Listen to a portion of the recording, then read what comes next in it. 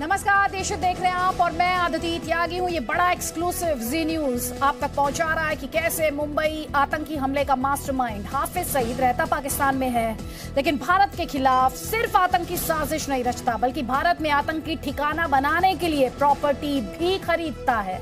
जी media की पड़ताल में ये बड़ा खुलासा हुआ। खुलासा यही है कि दिल्ली में हाफिज सईद की दुकान है, लेकिन बड़ी बात यह है कि अब हाफिज सईद की दिल्ली वाली दुकान पर लग गया है ईडी का ताला।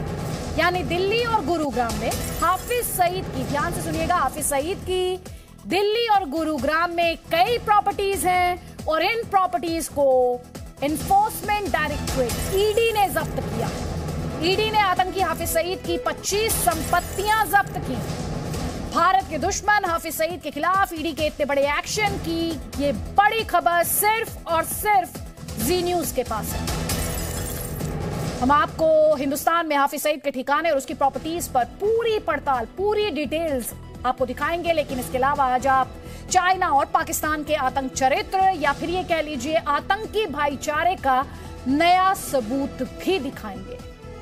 यानी जब भारत आजादी का अमृत महोत्सव मना रहा है, तब जम्मू के राजौरी में उरी जैसे आतंकी हमले की साजिश की गई। हमारे 3 जवानों ने अपने प्राणों की आहुति देकर, सर्वोच्च बलिदान देकर इस आतंकी साजिश को नाकाम कर दिया। कल देर रात हुई राजौरी में इस आतंकी वारदात में 2 आतंकियों का खात्मा हुआ। दूसरी बड़ी खबर यह कि संयुक्त राष्ट्र में चाइना ने पाकिस्तान के लाडले आतंकी मसूद अजहर के भाई अब्दुल रऊफ को बचा लिया। यूएनएससी में अब्दुल रऊफ को ग्लोबल आतंकी घोषित करने के लिए लाए गए प्रस्ताव का भारत समेत 14 देशों ने समर्थन किया, लेकिन अकेला चाइना इस आतंकवादी के साथ खड़ा दिखाई दिया। ये पूरी खबर विस्तार से आपको दिखाएंगे, लेकिन सबसे पहले आपको दिखाते हैं दिल्ली में हाफिज सईद ने कैसे दुकान खरीद ली है पाकिस्तान में बैठे बैठे।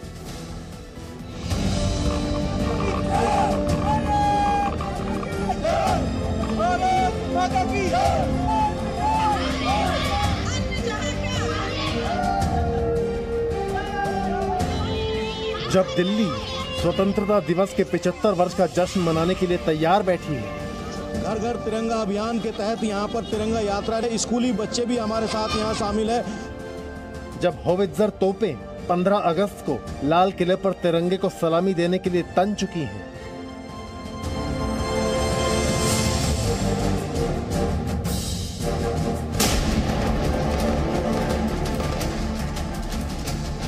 और जब दिल्ली पर जम्मू कश्मीर के राजौरी की तरह आतंकी हमले का खतरा मंडरा रहा है, तब आतंकवादी हाफिज सईद से जुड़ी ये बड़ी खबर हैरान करने वाली है। मुंबई आतंकी हमले के मास्टरमाइंड हाफिज सईद के बारे में पता चला है कि दिल्ली में उसकी दुकान है।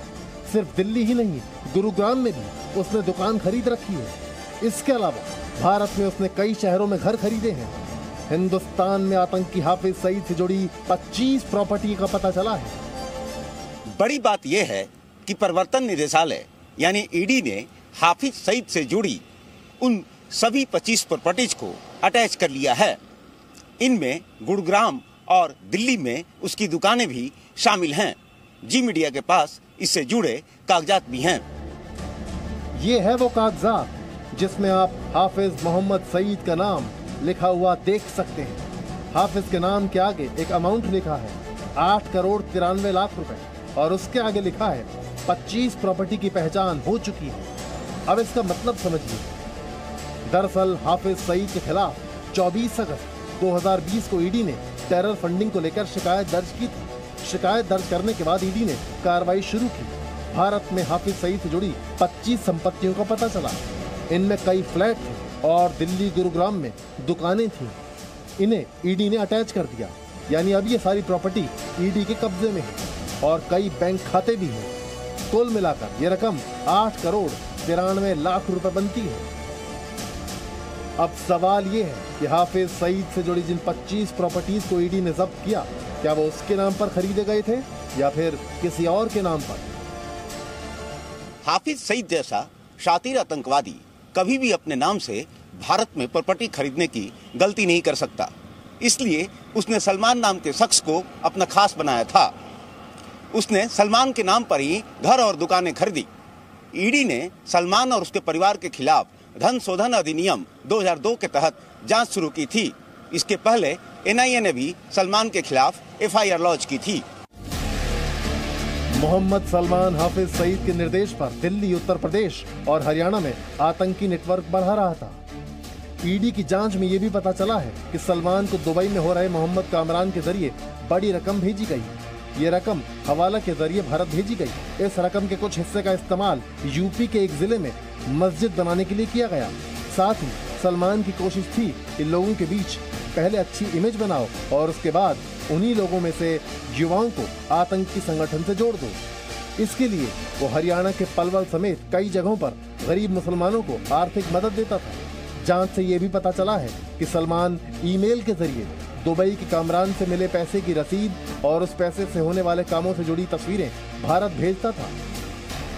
जो आतंकवाद का जो स्रोत है, जब तक उसको पैसे नहीं मिलेंगे या जब तक उसको मौद्रिक सहायता नहीं मिलेगी, वो आतंकवाद की घटना हो नहीं सकती।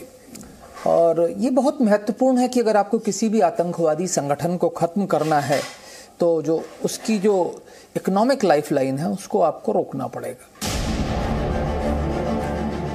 अब इस दस्तावेज को देखिए, यहाँ लिखा है फलाह-ए-इंसानियत फाउंडेशन। ये आतंकी हाफिज सईद का ही संगठन है। ईडी ने इस फाउंडेशन की 4 प्रॉपर्टीज की पहचान की। इस फाउंडेशन से जुड़ी 4 करोड़ 69 लाख रुपए की प्रॉपर्टीज ईडी की रडार पर थी।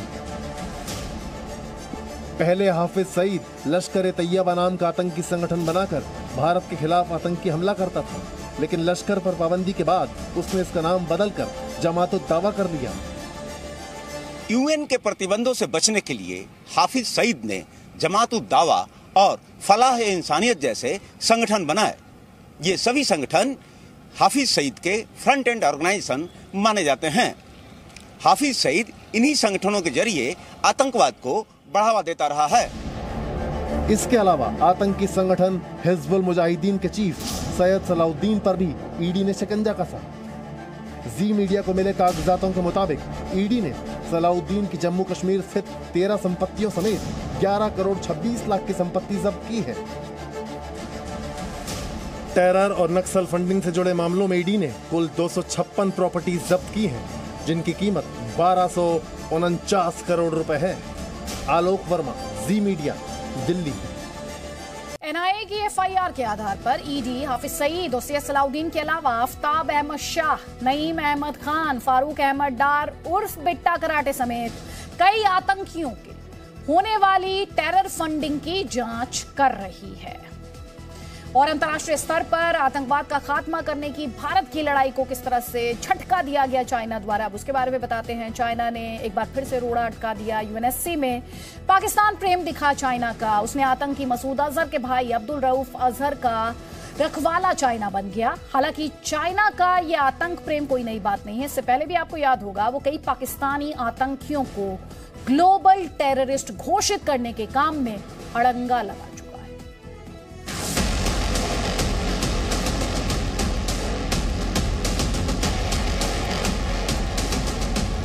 हम उस देश के वासी हैं जिसने दुनिया को युद्ध नहीं बुद्ध दिए हैं। आतंकियों का रखवाला चीन।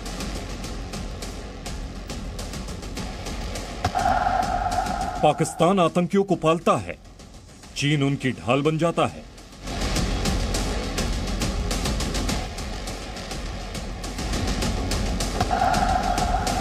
चीन पाकिस्तान का आतंकी भाईचारा।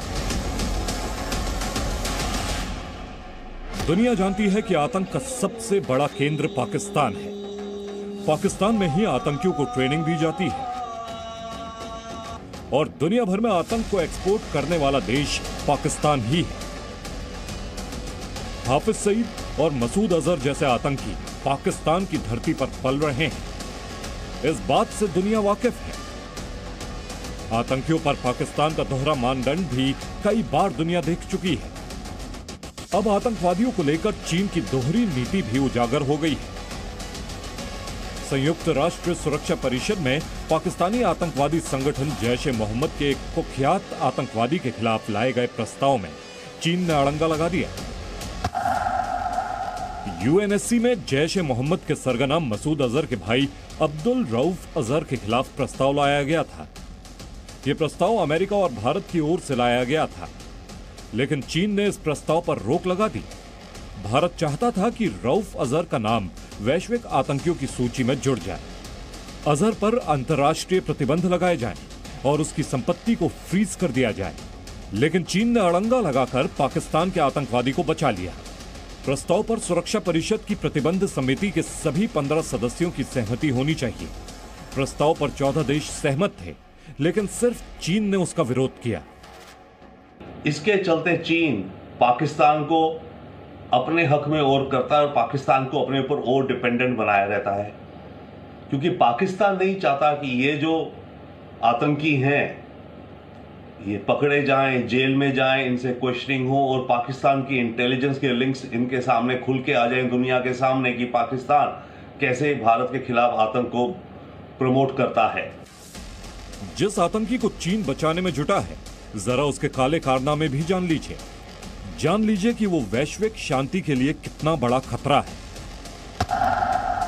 रऊफ अजहर ने ही इंडियन एयरलाइंस के IC-814 विमान को 1999 में हाईजैक करने की साजिश रची थी। इस हाईजैक की वजह से ही भारत को रऊफ अजहर के बड़े भाई मसूद अजहर को रिहा करना पड़ा था। तभी से यह भारत के टॉप 5 मोस्ट वांटेड आतंकियों की लिस्ट में शामिल है।